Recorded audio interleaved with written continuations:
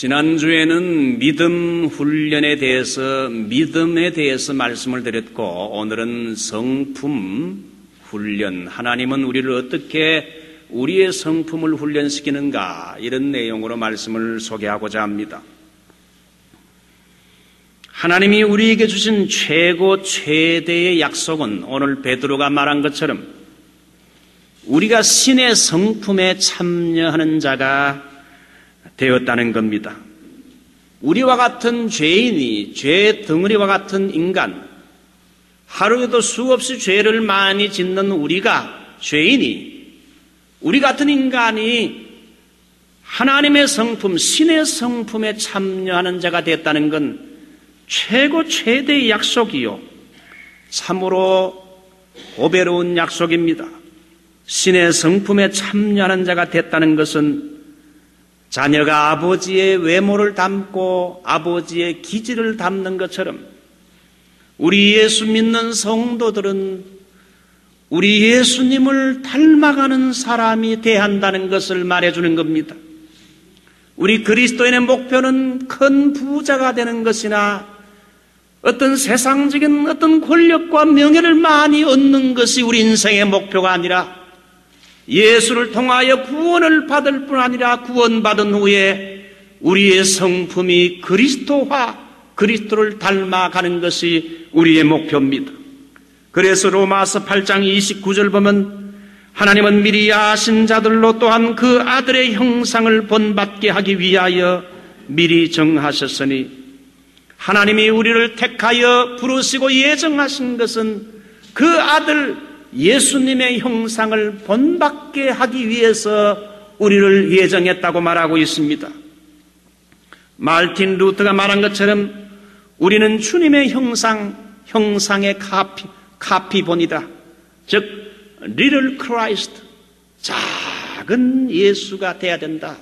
우리 예수 믿는 사람은 예수화가 돼야 되고 내 말과 행동과 성품에서 그리스도를 보여주는 작은 그리스도가 돼야 된다는 겁니다. 사랑하는 성도 여러분, 우리 나성서북교회 성도 여러분, 우리의 말과 행동과 성품과 기질에서 과연 여러분은 예수를 믿고 신앙이 성장하면서 주님의 모습을 나타내 보여주고 있는지 자기 자신을 한번 점검해 보기 바랍니다. 미국의 유명한 작가였던 나다나엘 호돈이라는 사람이 쓴 큰 바의 얼굴이란 책이 있는데 여러분이 아마 읽어보신 분이 많을 겁니다. 그 책을 어릴 때 읽어보았습니다. 그 책을 보게 되면 어느 마을에 거대한 바위들이 어우러져 만든 아주 인자한 얼굴 모습을 띤 바위 얼굴이 있는데, 언젠가 그 골짜기 그 동네에서 이 큰 바위 얼굴을 닮은 훌륭한 사람이 나올 것이라는 전설이 있었습니다. 주인공인 어네스트는 그 마을에서 태어나서 자라면서 어린 소년 시절부터 매일 어머니와 함께 그 큰 바위 얼굴을 보면서 저 얼굴을 닮은 사람이 자기 동네에 나타나기를 고대하며 성실하고 진실하게 고대하면서 살아왔어요. 세월이 지나가면서 큰 바위 얼굴을 닮았다는 게드 골드씨와 올드 브러더씨, 샌선더씨 등 위대한 정치가, 시인 등이 그 동네에 많이 나타났지만은 큰 바위 얼굴과 같은 아름다운 인품을 가진 사람은 아니었어요. 얼굴은 닮았지만 인품이 닮지를 못했어요.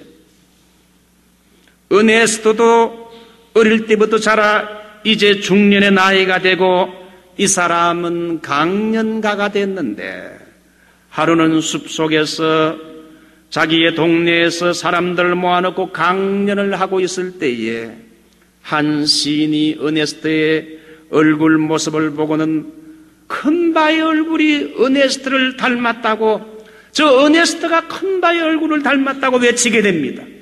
그때 사람들이 석양에 비친 어네스트의 강연하는 모습을 보고는 정말 닮았네요. 결국은 어릴 때부터 늘 보아왔던 그 바위의 얼굴이 여러분 어네스트에게서 큰 바위 얼굴의 인품과 형상이 나타났다는 겁니다. 제가 이 말씀을 드리는 의도는 어네스토에게 그 인자한 큰 바의 얼굴이 그 어네스토의 형상에 나타난 것처럼 우리 그리스도인들, 예수를 믿는 그리스도인들에게서 무엇이 나타나야 되는가? 바로 그리스도를 닮은 그리스도의 형상이 우리의 말과 생각과 행동과 우리의 성품에서 나타나야 할 줄 믿습니다. 그러므로 우리 그리스도인의 최대의 목표는 우리의 속에 그리스도의 형상이 나타나는 겁니다. 그래서 우리 예수 믿는 사람 바울이 말하기를 우리 그리스도인들은 그리스도의 향기요, 그리스도의 편지요, 그리스도의 대사라 그랬어요. 그리스도를 나타내 보여주는 사람이 그리스도인이라는 거지요. 저것도 예수 믿는 사람이야, 저것도 교회의 집사요, 장로래, 뭐 이런 말을 들어가지고는 안 되잖아요. 옆 사람의 얼굴을 한번 슬쩍 보십시오. 그 사람에게서 예수님의 모습이 나타나고 있는지요. 하나님은 우리의 모습에서 우리 예수님의 성품을 닮은 모습이 나타나기를 바랍니다. 그런데 우리가 한 가지 알아야 할 것은, 우리가 이 주님을 닮는 것은 여러분 한 번 큰 은혜를 받았다고 갑자기 주님을 닮아지는 게 아니라 여러분 우리의 전 생애를 통하여 여러분 이루어가는 것이란 겁니다.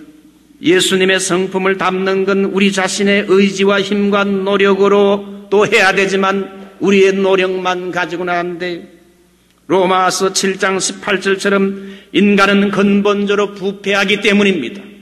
내가 주님을 닮으려고 하지만 내 속에 부패한 것들이 가득 차 있기 때문에 내 노력만으로는 안 된다는 거예요. 내 속 꼭 내 육신의 선한 것이 거하지 아니하는 줄을 아노니 원함은 내게 있으나 선을 행하는 것은 없노라.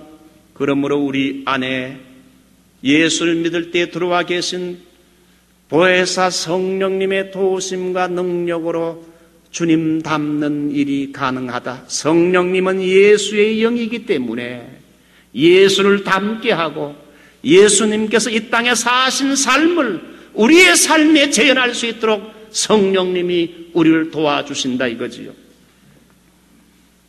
돌배나무 이야기를 하나 하겠습니다.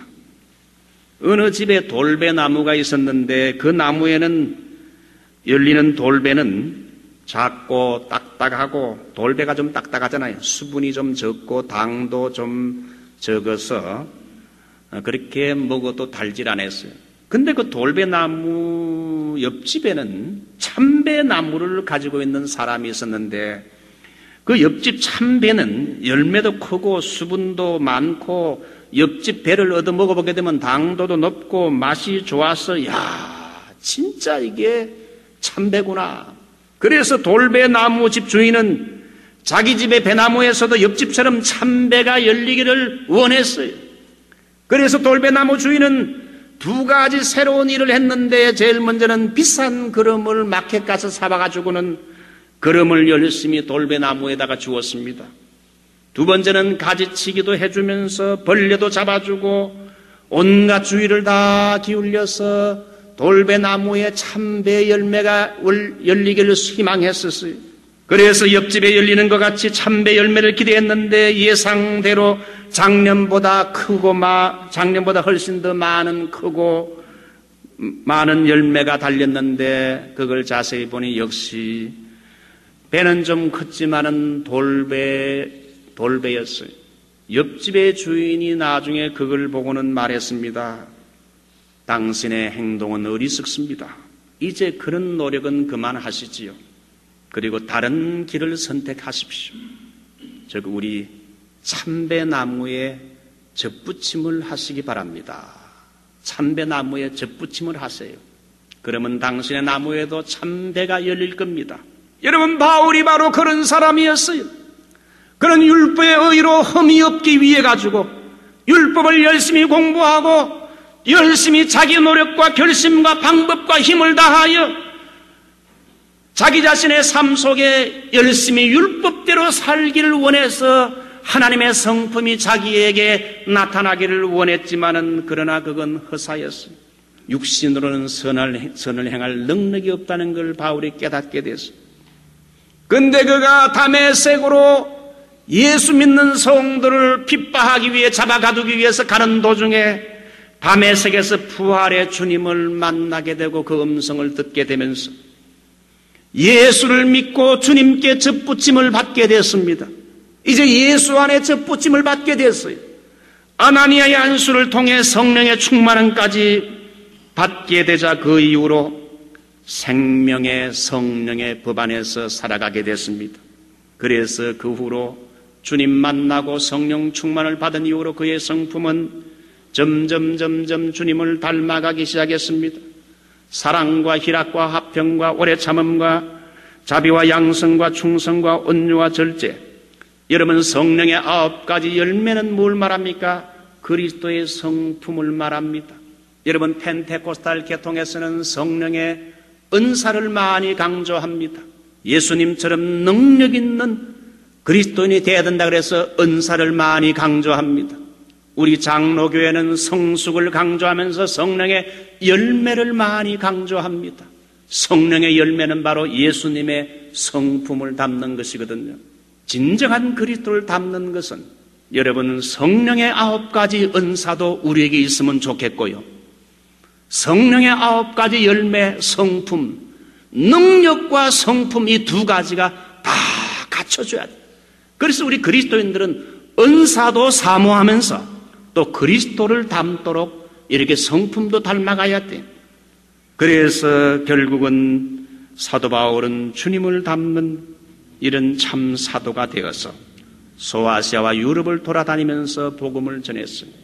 자, 어떻게 하면 우리가 수십 년 신앙생활을 해왔는데, 저도 어릴 때부터 이렇게 어머니 뱃속에서부터 또 나와서 어머니 등에 엎혀서 교회 생활하고 수십 년 동안 교회 생활을 했는데 어떻게 하면 그리스도를 닮을 수 있는가? 그리스도를 닮도록 하나님이 성품 훈련을 시키는데 오늘은 3가지를 소개합니다. 제일 먼저는 하나님의 말씀입니다. 하나님의 말씀의 능력은 우리의 성품을 변화시킵니다. 하나님의 말씀은 먼저 망치와 같아요.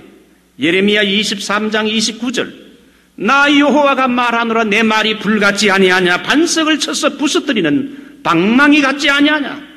예레미야는 하나님의 말씀을 반석을 쳐서 부서뜨리는 방망이 같고 망치와 같다고 말하고 있습니다.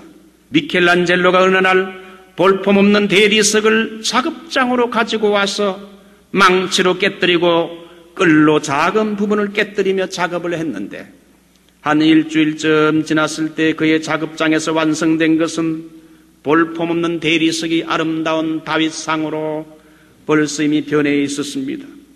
볼품없는 대리석이 다윗상으로 변하게 된 것처럼 하나님은 볼품없는 죄 많은 우리를 그리스도의 형상으로 바꾸고 변화시키기를 원합니다. 하나님의 말씀은 망치와 정과 같아서 우리의 불순종과 고집과 교만과 불신, 온갖 죄악된 것들 우리를 깨뜨리고 다듬어서 결국은 우리 안에 그리스도의 형상이 나타나도록 하나님의 말씀이 깨뜨리는 작업을 해요. 그러므로 사람은 주님을 닮으려면 자꾸 하나님 말씀 앞으로 나와야 됩니다. 설교를 자꾸 들고 하나님 말씀을 들을 때에 하나님의 말씀을 듣고 또 집에 가서 성경을 읽어야 돼요. 말씀 앞으로 나올 때에 우리 자신의 모난 부분을 말씀은 깨뜨리면서 우리를 점점 주님을 닮게 만들어요. 말씀을 듣다가 때로는 위로와 격려도 받지만은 때로는 말씀을 통하여 책망도 받아요.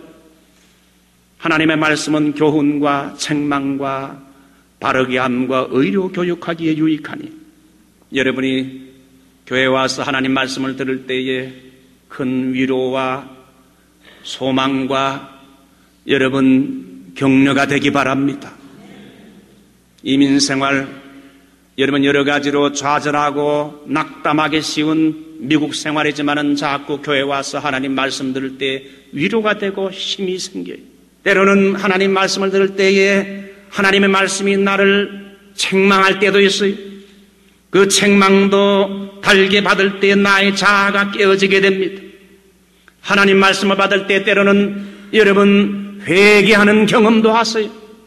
내 가슴을 치면서 회개하면서 우리가 어찌할꼬 이런 말씀 앞에 깨어지는 반응이 있게 될 때에 나의 잘못되고 못한 이 인품이 점점 말씀으로 그리스도를 닮아가게 되는 줄 믿습니다. 그러므로 말씀을 받을 때는 기쁨 충만 은혜와 위로도 받지만은 때로는 말씀을 받을 때에 나의 잘못된 부분을 하나님의 망치와 같은 말씀이 깰 때에 주여 내가 여기 있습니다. 잘못했습니다. 가슴을 치며 회개하는 반응을 보일 때 우리가 이제 변화가 됩니다. 여러분 성경을 집에서도 자주 읽으십시오.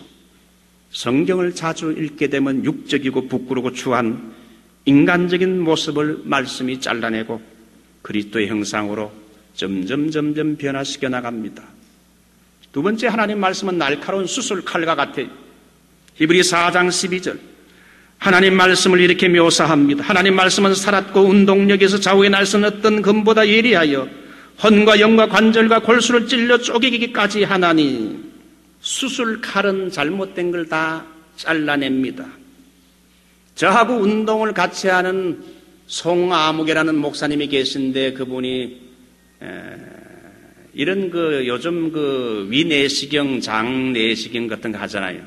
그 장내시경을 해가지고 보니까 이런 좋지 않은 이런 같은 것들 튀어나온 거 이런 것들 다 장내시경 하면서 이게 잘라주더라는 겁니다. 저도 아직 장내시경을 못 해봤는데 이 내시경 하게 되면 나이가 이제 40, 50 이상 되면은 그 내시경을 해보라 그러잖아요. 그 내시경을 하면서 바로 그냥 적석에서 이 잘못된 걸 이렇게 앞으로 잘못되기 쉬운 걸 잘라준다 그래요. 수술 칼과 같은 것이 하나님의 말씀이라.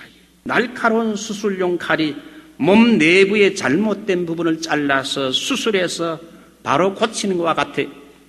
하나님의 말씀은 우리 속에 수술 칼과 같아서 우리 속에 필요 없는 부분들, 잘못된 부분들, 영적인 암세포 같은 것들, 이런 정욕과 교만과 음탕함과 이기심, 혈기, 분노 이런 것들을 자꾸 하나님 말씀을 읽고 묵상하게 되면 이걸 잘라내게 돼요. 그래서 여러분 설교 들을 때나 하나님 말씀을 들을 때는요, 하나님의 성품이 내 성품 속에 들어오게 됩니다. 하나님의 생각이 내 생각 속에 들어오게 되고 하나님의 캐릭터 성품이 내 성품으로 들어오면서 야 너도 좀 이렇게 돼야지. 주님 닮는 성품으로 자꾸 닮아가게. 그래서 우리가 그리스도를 닮으려면요, 그리스도의 말씀 앞으로 자꾸 가까이 나와야 돼요. 설교를 더 많이 듣는 사람이 그리스도를 더 닮아가게 돼요. 하나님 말씀을 자꾸 펴놓고 읽어야 돼요. 그런 사람이 여러분 그리스도를 빨리 성장하며 닮게 됩니다. 하나님 말씀은 또 약과 같아서 치료 효과가 있어요.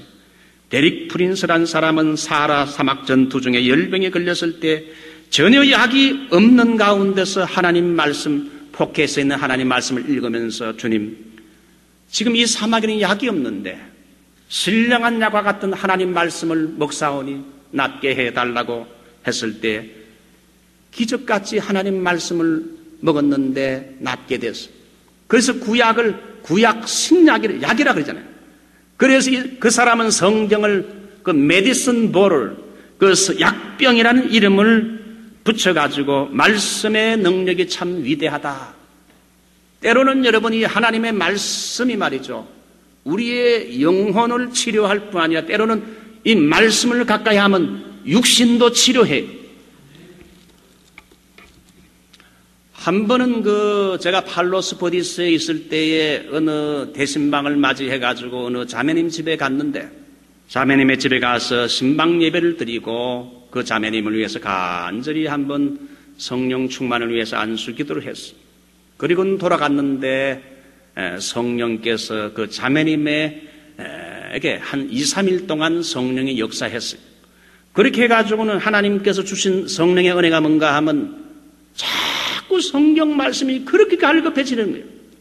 그래서 그 이후로 이 사람이 성경을 하루에 100장 이상 읽게 됐는데, 그래서 한 달에 성경 1독을 하게 되고, 그래서 1년에 12독을 그 말씀에 취해서, 그러다 보니 텔레비를 끄고 세상 걸 다 끄고 하나님 말씀에 빠지는데, 이 말씀을 읽고 계속 말씀을 가까이 했더니만 말이죠, 그 여성에게 갑상선이라는 지병이 심했는데, 이 갑상선 병을 하나님이 이 영혼의 양식도 될 뿐 아니라 육체의 질병도 치료해 주셨다. 할렐루야.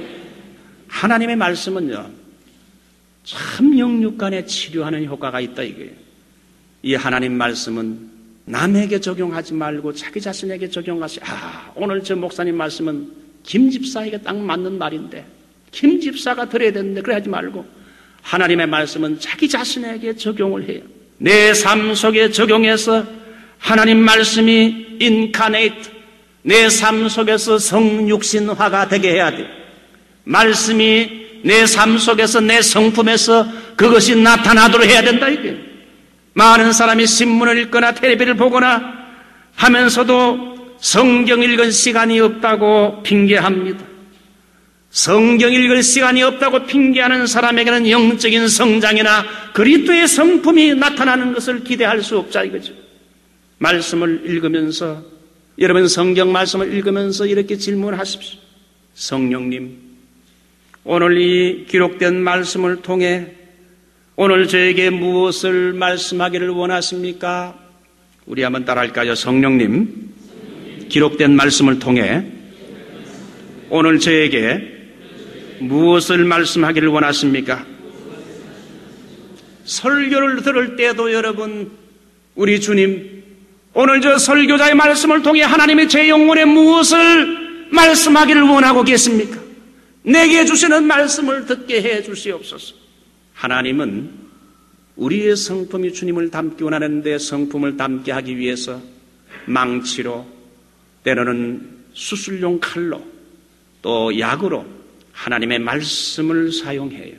두 번째, 우리가 그리스도의 성품을 담기를 원할 때 주님께서는 사람을 사용합니다. 사람은 훌륭한 영적인 선생과 같다는 겁니다. 하나님이 우리를 그리스도의 성품이 나타나게 하기 위하여 가장 많이 사용하는 도구가 말씀인 동시에 우리 주변에 있는 사람들을 사용해서 우리의 성품을 바꾸고 변화시키고 뜯어고칩니다. 물레로 천을 짤 때 씨줄과 날줄로 짜듯이 하나님은 우리 주변에 두 종류의 사람들을 통해서 우리를 그리스도의 사람으로 훈련시키는데, 첫 번째는 성령 충만한 영적인 사람, 두 번째는 육적인 사람입니다. 영적인 사람과 아주 육적인 사람, 이 두 종류의 사람을 우리 주위에 붙여주신다는 겁니다. 겸손한 사람 만나게 하고, 때로는 또 교만한 사람, 희생적인 사람, 혹은 아주 이기적인 사람을 만나게 합니다.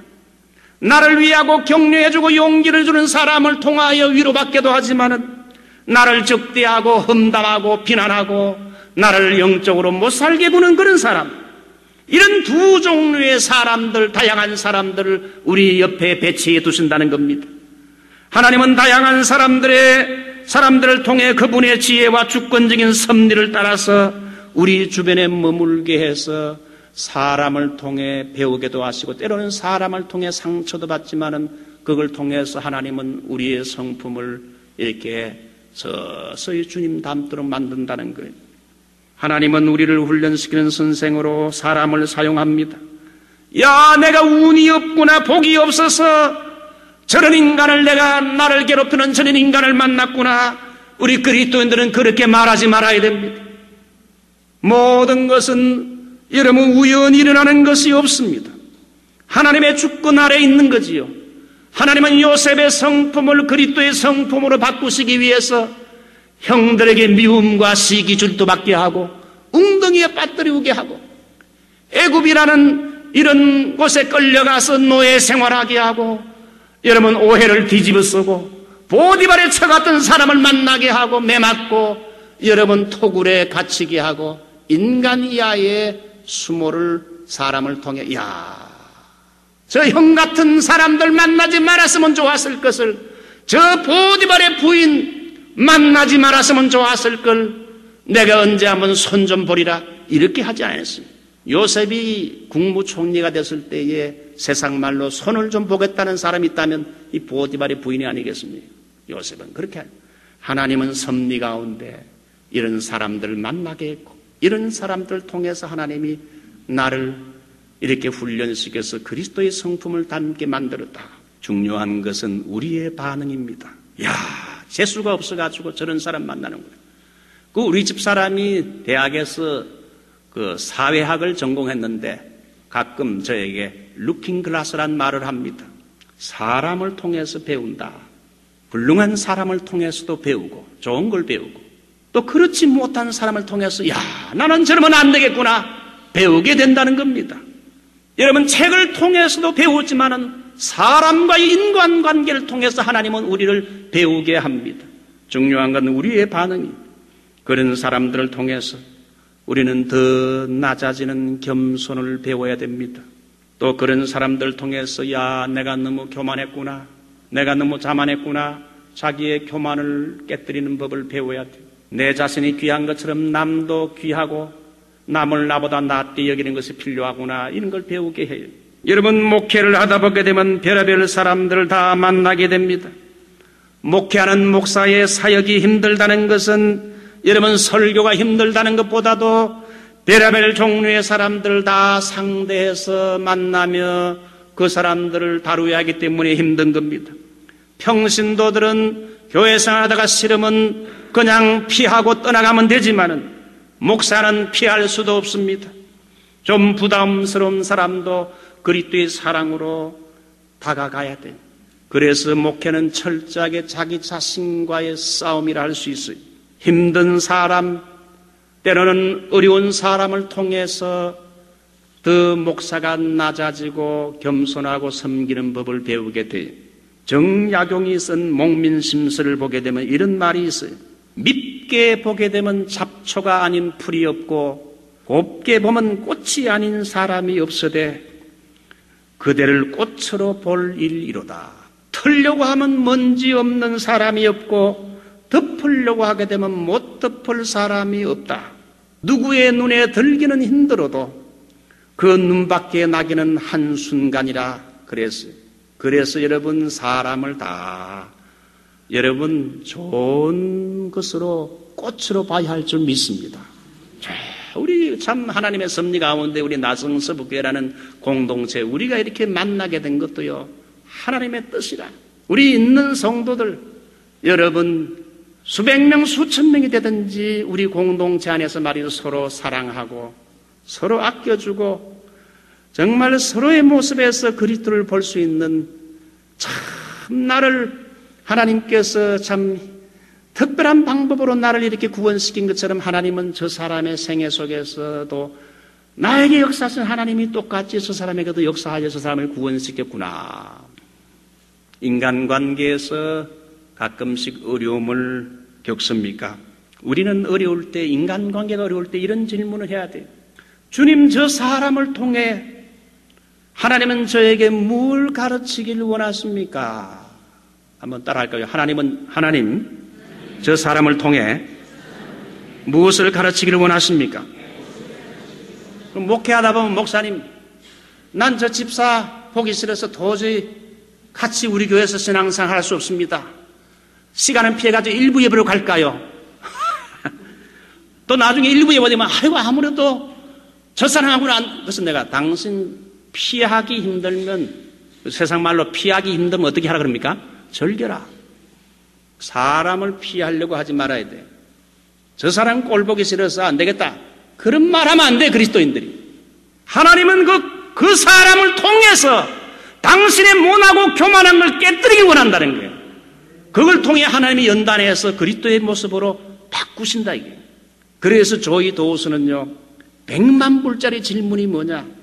하나님, 저 사람을 내 옆에 붙여줬는데 저 사람을 통해서 하나님은 저에게 무엇을 가르치기 원하십니까? 교훈을 받아야 된다는 거예요.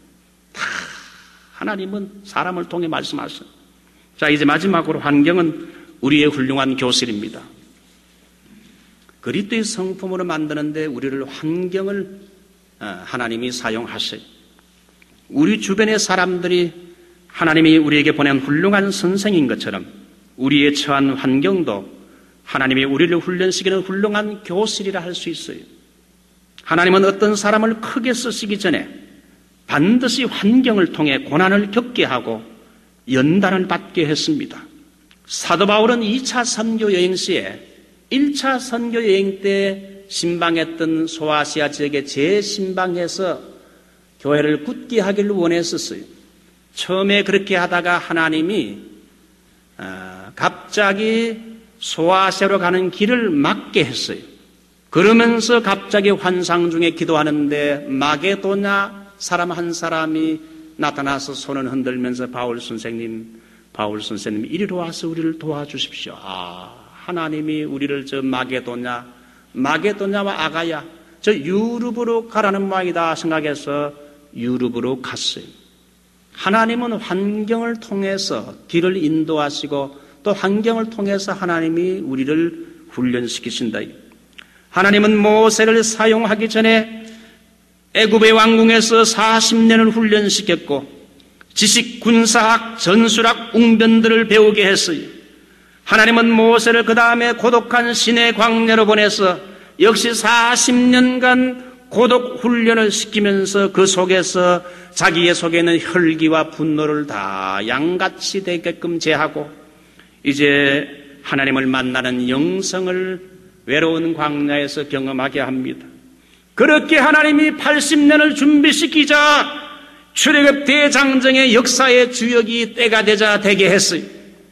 하나님이 다윗을 이스라엘 왕으로 세우기 위해 기름을 부었지만은 찾아온 것은 고난이었어요. 사울 왕의 칼을 피해 이리저리 도망자의 삶을 살아야 했고 아둘람 굴에 숨고 동굴에 숨고 친구들에게도 배신을 당했어요. 그걸 통해 다윗은 이리저리 쫓기면서 사람이 아닌 하나님만을 의지하는 신앙 훈련을 받았어요.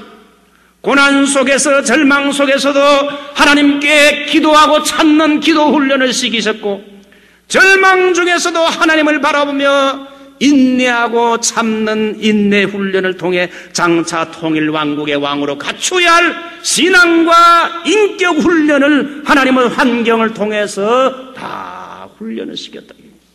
요셉도 마찬가지요.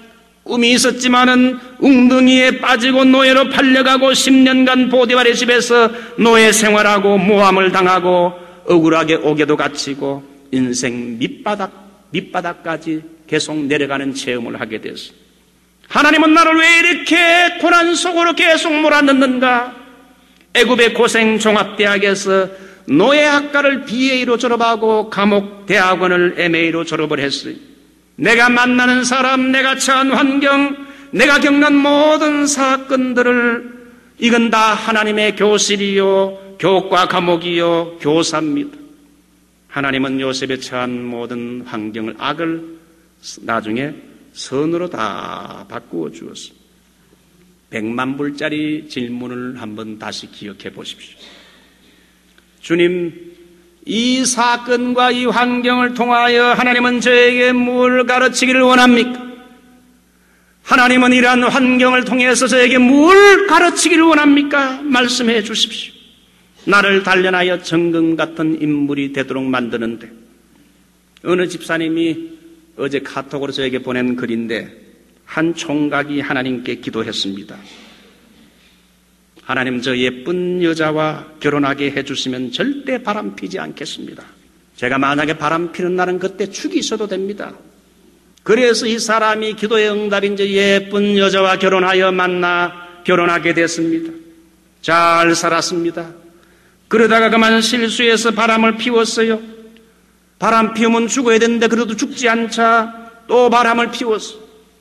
3년이 지난 후에 어느 날 배를 타고 가는데 큰 풍랑을 만나가지고 거의 다 죽게 됐어. 그때 이 사람이 풍랑이 일자 옛날 하나님께 한 약속이 기억이 납니다. 바람 피면 죽이도 됩니다. 너무 무서웠지만은 자기 혼자가 아니라 그 배 안에는 100명의 사람이 더 있는 거요. 그래서 마음속에 안심이 되면서 하나님이 내 혼자는 죽일 수 있지만 100명이 있으니까 설마 100명을 다 죽이겠나? 그때 하나님의 말씀이 너 같은 놈 100명 모은다고 3년 걸렸다. 이거는 우스개 이야기로 들었으면 돼. 하나님은 때로는 환경을 통해서 우리에게 말씀하신다는 겁니다. 이제 말씀을 맺습니다.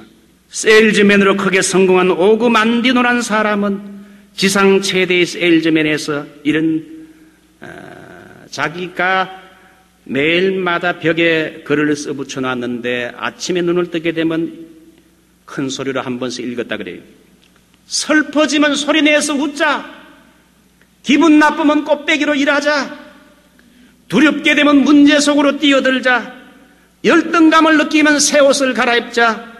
불안하게 되면 고함을 2-3번 질러보자. 무능하게 되면 지난날의 나의 성공을 되새겨보자. 내 자신이 보잘것없어 느껴지면 내 평생의 목적을 기억하자. 여러분, 물론 이것도 좋지만 삶이 답답하고 힘들면 이 성경 말씀 한 구절을 여러분이 묵상 깊이 해야 돼요. 하나님은 우리를 이 미국이라는 새로운 환경 속으로 인도하여 이민자의 삶을 살게 했어요. 물론 내가 원해서 미국에 와서 이민자가 된 사람도 있지만은 내가 원하지 않았는데도 하나님이 나를 이 미국 땅으로 이민자로 인도하신 이 환경 속으로 인도해 주셨어요. 새로운 땅에서 이민자로 살아갈 때 여러 가지 어려운 환경에 접하지만 이 말씀을 꼭 기억하세요. 항상 기뻐하라. 쉬지 말고 무엇하라? 기도하라. 범사에 감사하라. 우리의 불평을 잘 생각해 보세요. 하나님이 내게 주신 환경 속에서 여러분 너무 불평하지 마세요. 늘 기뻐하려고 하고 작은 것에서부터 자족하며 감사하는 삶을 사십시오. 어려움과 역경과 실패와 눈물도 하나님의 섭리 가운데 나를 만드시기 위해 주신 줄 알고 Thank you, Lord. Thank you, Jesus. 감사해 보세요. 이 모든 환경이 나를 하나님의 형상으로 빚어지는 하나님의 손길인 줄 믿습니다.